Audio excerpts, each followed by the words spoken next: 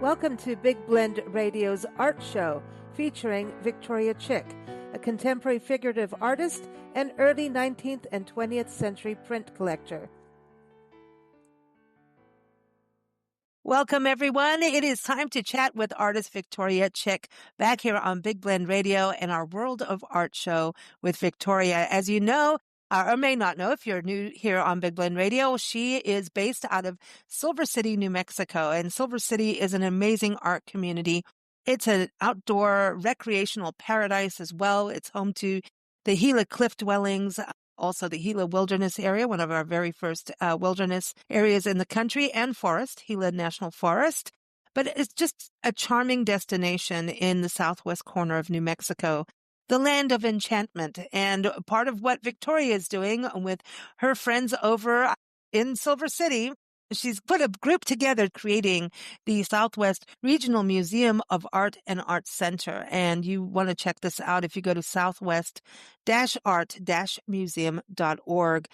They are working really hard on getting a building. They have so much art to share. They have an entire art research library. They're putting programs together, educational programs for all ages and throughout the southwest portion of New Mexico. And today we're going to be talking about one of the artists that she has the art. You can see the link is in the episode notes where you can read more about Charles E. Heil. He was alive between 1870 and 1950. We're going to talk about his art, and one of his pieces of a young blue jay, a beautiful little bird, is part of the museum's collection. So we're going to talk about that today. And this is donated from Victoria to the museum. And you're gifting everything away there. Victoria's an early 19th century and 20th century print collector. And so I'm just amazed at how dedicated you are to this museum, this fine art museum going to Silver City, Victoria. It's awesome. Well, thank you, Lisa. I think the whole museum is going to be really awesome because we've got so much going for it, and we are raising money right now to buy a building, and then rehabilitate it or restore it or remodel it as needs be, so we can start opening it up to visitors. So that's our project. We hope to have that completed within about a year and a half. Wow. So everyone go to that website. It's linked in the episode notes. Because I think it's like the icing on the cake for the state of New Mexico. New Mexico, hashtag lovers out there. New Mexico True has been an hashtag for a while because it's very authentic of who it is as a state, who it is as the people. And art is a big deal. As you know, Santa Fe, Taos, very famous. Albuquerque, also very up and coming in art, with especially public art. But Silver City, I think this is like the next big art market, but you need to have a museum to do that first, right? Well, it won't be huge like Santa Fe in size. It's kind of interesting how Silver City came to need an art museum. 20 years ago, there was a book that changed the direction of Silver City from a totally agrarian and mining area. And that book was written by John Villani, and it was called 100 of the best art museums, 100 best art towns in America. And that started to bring a lot of attention to Silver City. Of course, he was the best art town that he discovered because there was a lot going on here already. It was just not well known 20 years ago. And so there were galleries. Well, since that time, all galleries have tripled in number here. There are more art organizations. There are certainly more artists all the time that move here. And so we came to the point about 10 years ago that what we really needed to expand on that, to take advantage of all that, is that this place needed to have a museum, because a museum is so much different than an art gallery. And a museum is open practically all the time, and it's educational. And so that's where we are. That's why we did it. And we've got a lot of stuff going towards that. Excuse me. I think it's exciting to me for Silver City because it's a lot of people love to go there. And I remember the first time it was like one of the initial times we came out to see you because we were, wherever Victoria goes, she says, Nick and Lisa, you need to come. All right, right. All right. If Victoria says so, Victoria and Mike say so, we're going. And we started covering, Silver City as soon as you and Mike moved there. And it was, yes, here's this hidden art community, and I remember we were at a bread and breakfast and having breakfast. And there were, it was a small room, very Victorian. And that's the interesting thing. The architecture of Silver City is also part of the art. Yes. And I remember sitting there and the people having breakfast, everyone's talking and they were like, this is what Santa Fe used to be like. And I'm not knocking Santa Fe. I think Santa Fe is amazing, but they said Santa Fe became so busy and, what that happens with every place, right? I Yeah. Yeah. consider all of Mm. us very lucky to know Silver City now as it is because it will grow and it will have more travelers and we want that. But I think when you start doing museums, it starts to get this refinement but you've got such a laid back atmosphere there. I think Silver City will hold on to who it is, and you've got so much history, the indigenous people. I mean, my gosh, we're in November. We should talk about that, the Mimbres art and the Mimbres pottery. And I mean, yeah, you have everything to be that. And a Right. museum is just like putting New Mexico, that's what I was saying, it actually helps the state, I think, because it's like this area. And then you've got Las Cruces near you and you've got like White Sands National Park and all of that. I just think, when you have a fine art museum, it's that stamp that goes, yeah, these people are serious about their art. It is. Well, And yet you can have fun still. It's not stuffy. Let's put it that way. Are we allowed to put it that way? if you have a pair of blue jeans, you're welcome to go anywhere in Silver City if you can wear a pair of blue jeans. So we are not stuffy. um, we talk about when people who live here laugh about when we ever have an event. Somebody will say, "What's the dress code?" And then everybody starts laughing because they just say it's the Silver City code, and that's just basically blue jeans. So Okay, I'm in.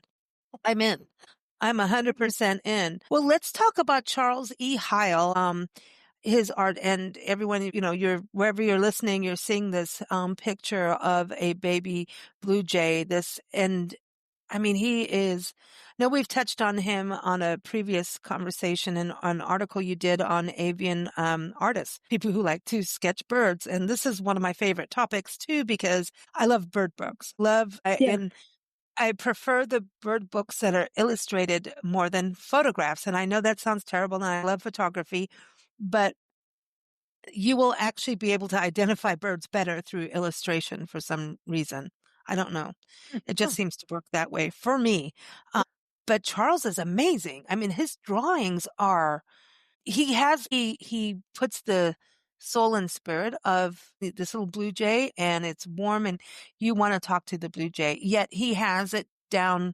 He's a realist, Well, actually, he is a realist. I really like his work because he's a very sensitive realist. He's not a hard edge realist in a way. He has such an affinity for the bird itself, and I think that's what sets him apart from other artists, Audubon, for example, or people who are simply trying to identify or from a scientific standpoint capture everything, every detail about the bird. Their mentality going into the drawing is just different than his.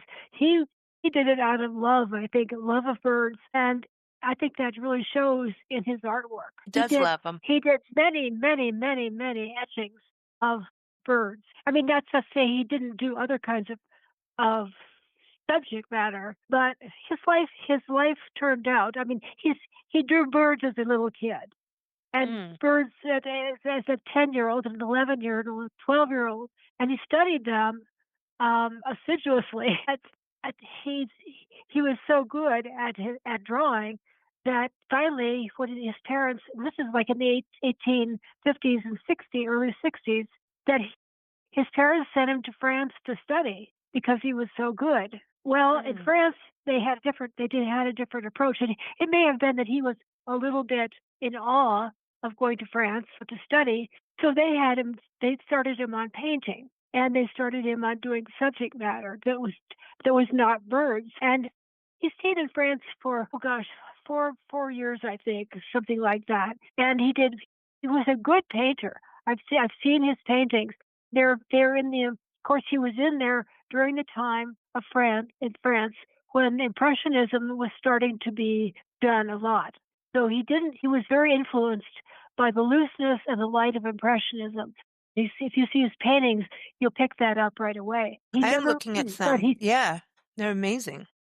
Yeah. yeah, it is. So I think the interesting thing about it is the looseness of his brushwork when he was painting versus the exactness of the drawing in his etchings. He had to kind of tighten up when he was doing etchings. Yeah, it's actually really and interesting to see him do humans too, you know? He Hmm. kind of blended that together. Just Yes. it's like he So painted and then did like pen and ink with the painting at the same, you know what I mean? Like there's actual so he has that detailed line, kind of line work, and at the same time the paintings.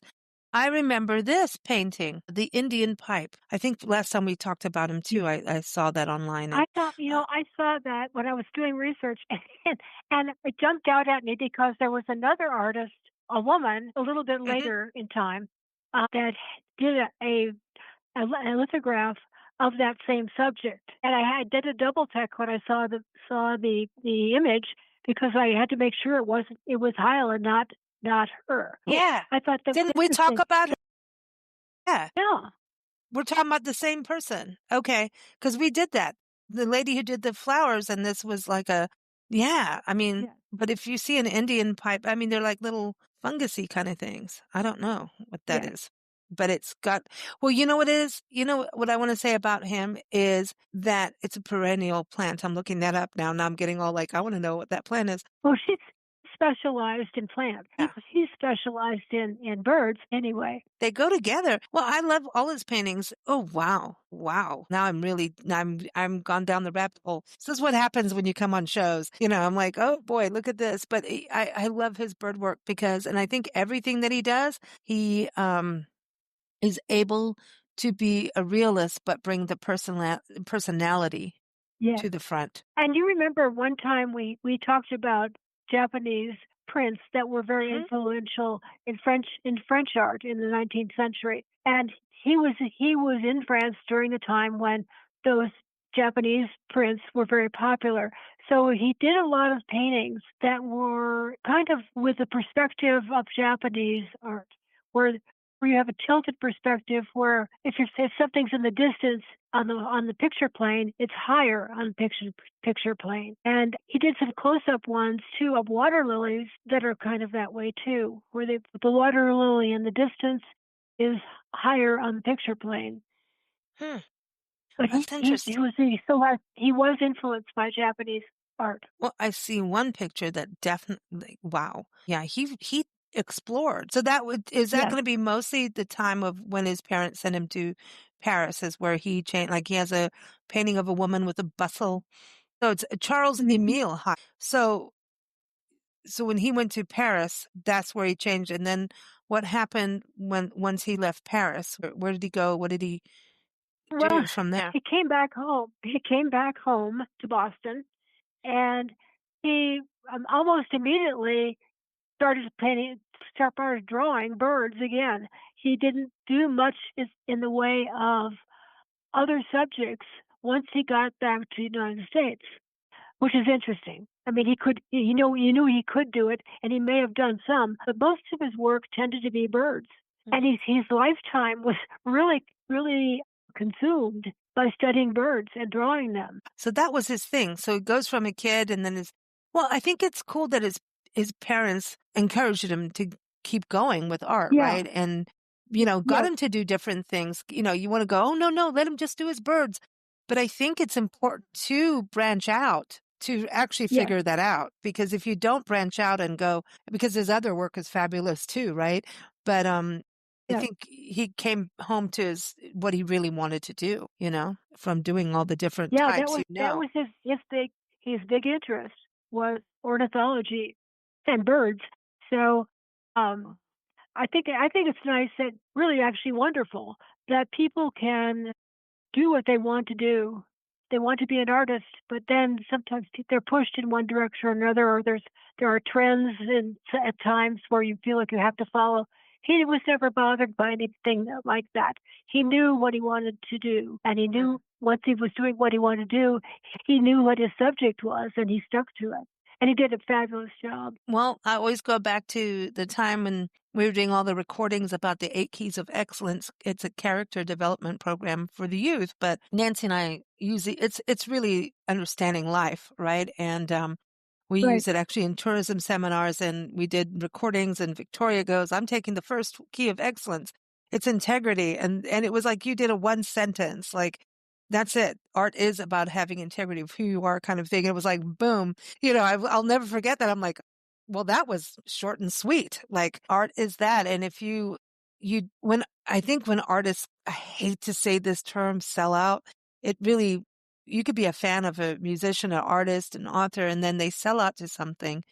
And sometimes we think they're selling out, but you got to realize that, there's also financial stuff that has to happen for people to survive and eat and whatever. But, like some people get mad when their favorite classic rock band, their music is being used on TV commercials. But you know what? Right. That actually works to influence a whole new generation of It music does. lovers. So it's kind of that balance of you heard that, you heard the Rolling Stones on an entire commercial. I didn't know that song existed. Maybe I didn't know about the Rolling Stones. Truly, I find that hard, but it's true.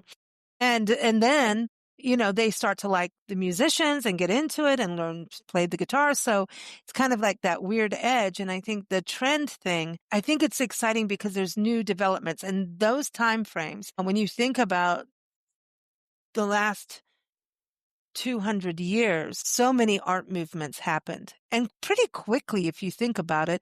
And it's interesting Yeah. how over these conversations over the years, Victoria, we've talked about how artists gravitate to different regions, but they seem to, you're doing this. I don't want to try that.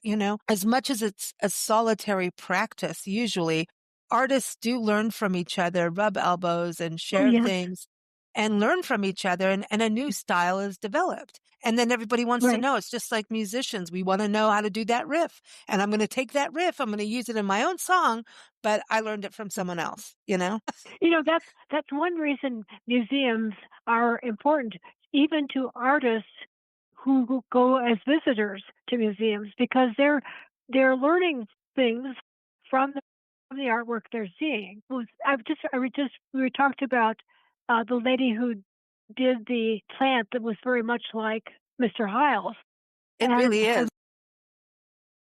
her name is Victoria Hudson Hmm. Huntley, and she was born 60 years later than Mr. Had, but their careers overlapped.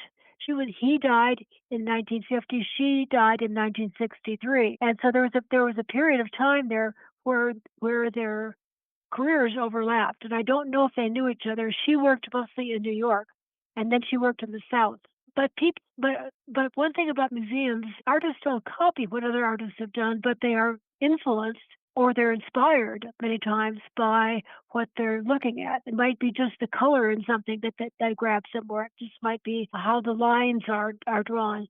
But it's really important for artists who are generally solitary workers to go Mm. and see other art. They really get inspired. So that's I think that's a function of museums that we Yeah. don't often think about. You think of there are artists that do things, and there are people that look at those things, but artists always look at those things too. This goes into curation, right? Curation, you think, oh, don't you just put a bunch of paintings on the wall? No, a curator is telling a story and grouping perspectives, which it is so difficult. Like from my mind, like I would have been a good librarian, but then I would freak out when a book belongs in 10 places. I mean, and this is why here on Big Blend Radio, you'll hear Victoria's podcast on our Toast of the Art show. This one will also be on our nature connection because we're talking about birds, and it will happen Yeah, because, and that's the beauty of digital worlds now. there's We can so do that. yes, Museums know how to there do are that. so many. Curators. Yeah, there are so many ways you can look at any one individual piece of art. You can look at it. You could talk about it for hours about whatever medium it was done in, or you could talk about the subject and how it relates to other things. You can you can talk about so many things. You can group it with other things and discuss them, compare and contrast different ways. So you never really run out of things to say about. I think. Well, I want to They, talk about his feathers because the feathers, that to me, in this picture of the little baby blue jay, the feathers to get that right and to have that softness and still have the dark shadows that show what makes the softness. That I don't even know if that makes sense. But when you look at this, everyone look at the yeah, podcast art. And go to the link in the episode notes there so you can see the art proper. It's the feathers and the eyes because of the yes. personality, but how It he looks does the feathers is amazing. Is that because it's a lithograph or is it because of Oh, using the no, right pencils? well, if he was, it is a lithograph. So, which it means that it is a transfer. He originally probably did a sketch of it that looked very much like this, but it was in pencil. So the thing that you're looking at, the lithograph, was drawn on a rock, a slab of limestone, very fine grained limestone. And then it was drawn. This is what's so interesting about a lithograph is that it's a greasy pencil, really, that creates the line and there's a crayon also that you could use that's greasy. Sometimes there's a liquid form of ink that you could use. So there's three materials he might have used, and none of them are really well. He has a knack for using it that allows him to get the different textures in the picture that you see. So when he's all through with his drawing, he takes some rosin in a bag and he pounds this bag onto the drawing to kind of set the drawing. Then he takes turpentine and he washes the drawing completely away.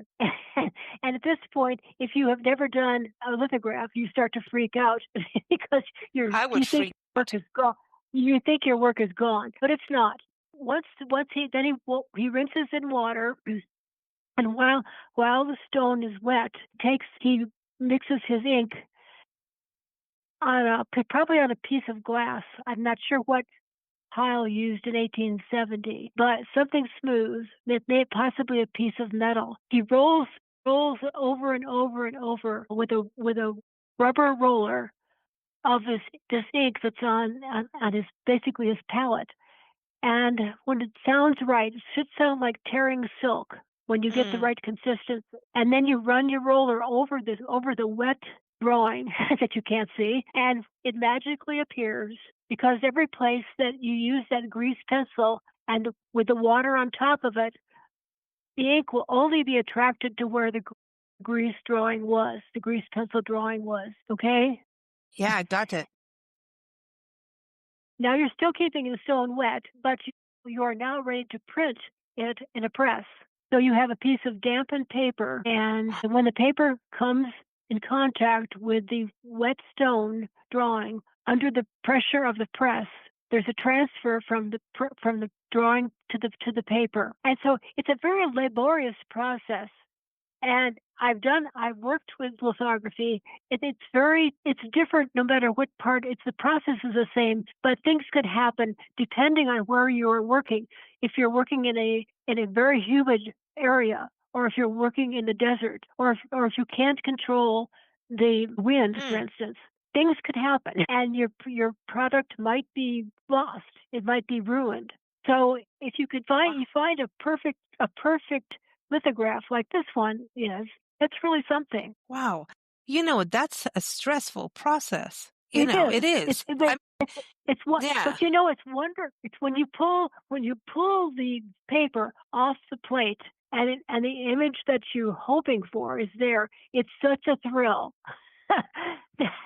that you're so happy that it's all okay. It's not this process. I mean, and then they sign the print, and it's the process that they go through is very exacting, as you have just heard, and it's just as difficult as painting, as a good painting. Yeah, I think this is something that would be, well, this is the education part of like the museum for people to be able to Right, see this as a right. demonstration would be awesome. You explained it really well, but I'm stressed out by what you were saying. I'm like, don't. Well, that's the thing about it in a museum. Well, as a first, as a, as if you go to an art gallery, they've got it all finished. They've got it all presented, probably beautifully framed, and there's a price on it. And Mm. which is probably a perfectly logical price for the amount of work and the creativity that's gone into it. But when you go to a museum and you're having a lithography show, for instance, exhibit, you might or just the work of Charles Heil, you would probably also try to have a lithostone present and show the process in some way, or Oh, at least show it. If you can't show it physically, you can have drawings that show the process. So people learn about more. They learn about more than they anticipated when they go there, and that's a really exciting thing. I love this. And he has been shown in some major museums like the Smithsonian and Yeah, so he is known. However, I went and typed it in, so I wanted to see the paintings you're talking about, and Victoria's website comes up. This happens all the yeah, I time know. because you're always shining the spotlight on artists that It's need more Lisa, spotlight. it's getting harder and harder for me to do research because I keep looking for things, and I find myself on there with something I I've but already written. it's I love it. Well, but again, it's like obviously we need to keep talking about these people and having articles and the education because I just, that's my fear of life is what happens when someone's really good and good as a cup of tea but there's actual real art things. But And if you're looking at the website or the whole thing there, you'll see that the image size. Well, it's not. In my on my website where I have this, I've indicated the image size, and when you realize that you're looking at the bird that is less than 5 inches tall and less than 4 inches wide of the whole thing, that even surrounds the bird, the space, that's very small. But so is when a you think baby of the bird. detail that, yes, Yeah. well, yeah, if it was a mama bird, it might be 6 inches, by four. but sometimes when these people worked small like this, you can understand from the detail that goes into it. How do you, as an artist, look at the size? Like you've done horses, really big, big paintings of horses. Yeah. Then I can understand that just kind of makes it and it feels right. But then I've seen miniature. You, We've done miniatures on the show and miniature portraits and everything. But it's, how do you know what you're going to do in that size? Like to me, him doing it small, he was trying to get you to understand how small the bird is and give that perspective. Because even if you look at the branch is a little bit big, but it's the right size branch for that kind of bird and birds know what branch to land on.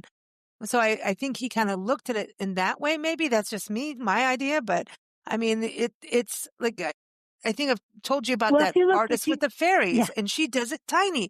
A tiny hairbrush yeah, does like in a square inch. You might have 5 to 10 fairies in a square inch in a painting. It's insane. Like, yeah. why did she People do have that? people people have preferences as to how small or big, what size they comfortable with working.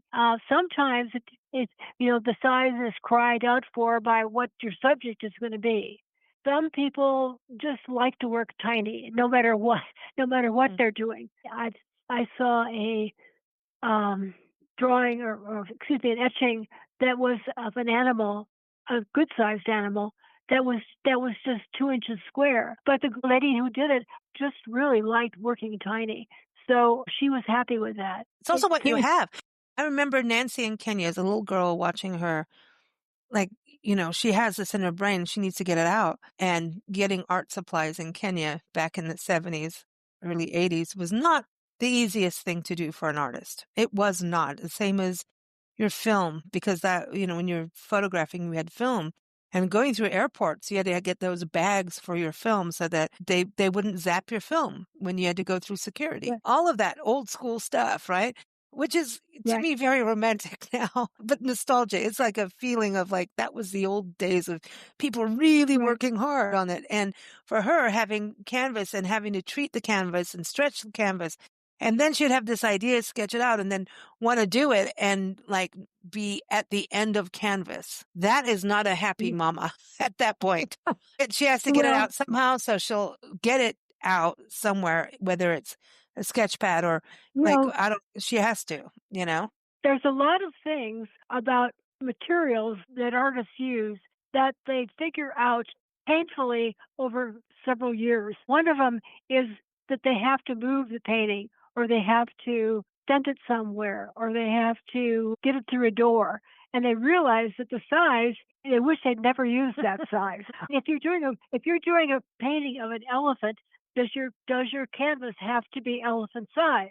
No, no, it doesn't. But you might feel better working with a pretty good size, or maybe you only want to make a 2-inch square elephant. And It's all I it's all always relative. laughed. It's all relative to the person's Yeah. materials and how they feel. I think about it. It's very personal. It's interesting because people would, they would get, Nancy was doing her tour in South Africa and people would go and say, well, because she was doing custom orders and it was a fundraiser for the Cancer Association. And so she just put herself out there. I'll paint anything. This is the money going here and this is what we were doing. And people would come up, well, if we make it smaller, will that make it cheaper? And she'd look Exactly. at them like, she would just, do I have to educate on this now? And that was my cue as the kid. She's going into one of her artist modes. Come with me. It's like her little savior all the time because, because she would paint in public and that Yeah, could be that's really, hard. That's really hard. and people would come up too close to her and she would get that. Like I could see her, I could just see the back of her going, uh-oh.